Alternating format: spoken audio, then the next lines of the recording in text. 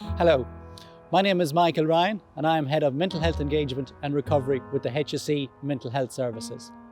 Our job in mental health engagement and recovery is to gather the experience and the voice of people using our services, their families, carers and supporters, to help inform the design, the delivery and evaluation of our mental health services.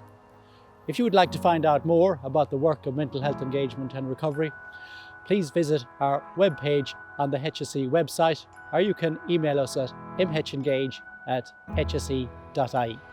So we use the word recovery a lot, but what do we actually mean by recovery? What does it mean to be in recovery? One of the understandings of recovery is that it's about being the best version of yourself that you can possibly be, about achieving your goals and ambitions by building on your strengths and talents. But so often, this doesn't happen. We can get written off by people, first by ourselves and then by others. That famous line so many of us learned in our school days springs to mind from the famous Thomas Gray poem. For many a flower was born to blush unseen and waste its sweetness upon a desert air. Many people with mental health challenges do not recover because they don't get the opportunity to recover. So how can we help people to recover? What is the process? In mental health engagement and recovery, we work with a concept known as CHIME, which identifies 5 things that people have said help them to recover. The first of these concepts is connectedness.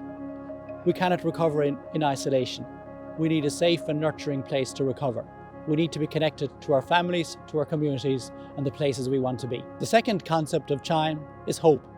We must have hope to recover. We must believe that life can get better.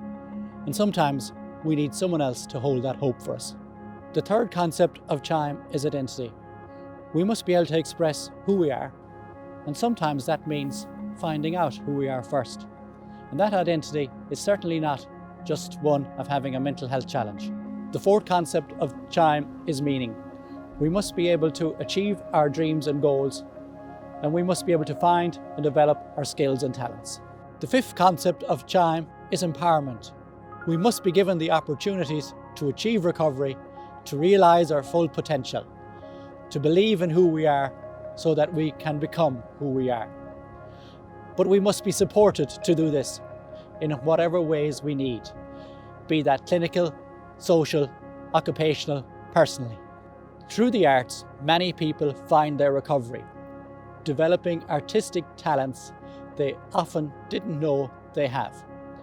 They find hope, meaning, identity, self-belief, all through the arts. I would like to thank First Fortnight for the way they support people's recovery through arts, and particularly through the First Fortnight Festival.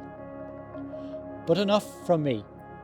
Now let's hear a beautiful reflection on CHIME through poetry from Roxana. He gave the little wealth he had to build a house for fools and mad, and showed by one satiric touch no nation wanted it so much. We tell ourselves that if we do all the right things, everything will be all right. Morning pages, manifestations, yoga, pilates, meditation, repeating mantras and quotes and clichés like, happiness is a sunny day. You don't get a rainbow without a little rain. It's okay not to be okay. And other infuriating sound bites that people say. But it's not okay to keep telling me that it's okay not to be okay, and to throw cliche after cliche at me and hope that it's enough of a way to get me out from under this dark cloud, or by repeating these acronyms out loud like CHIME, connection, hope, identity, meaning, empowerment. Just a collection of words on a page or a screen. But what do they actually mean? What's the bridge between those words and recovery? What's the journey between an acronym and self-discovery? In a time where everyone knows what it's like to be starved of human connection, we've never been more aware of the power of it. It is as essential as air. It's a nourishment in itself. And when you feel you lack it, the world does often seem hopeless. And hope is all we have. A hope that things will get better. A hope that things will change. A hope that someone will listen, that someone will help, that someone will see you, truly see it and know who you are. Know thyself, as Socrates would say, and not in a vague philosophical way.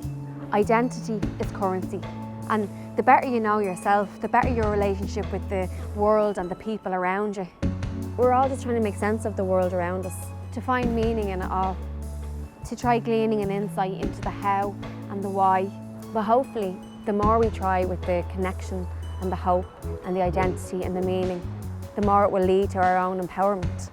But we can't achieve that by ourselves. No amount of meditation, rumination and medication can lead us to salvation or to good mental health. The key is education, dissemination of information, and the creation of a society built on compassion and empathy and kindness, where nobody suffers in silence, where mental health services are accessible, no matter the situation, to every man, woman and child of our nation. He gave the little wealth he had to build a house for fools and mad, and showed by one satiric touch no nation wanted it so much.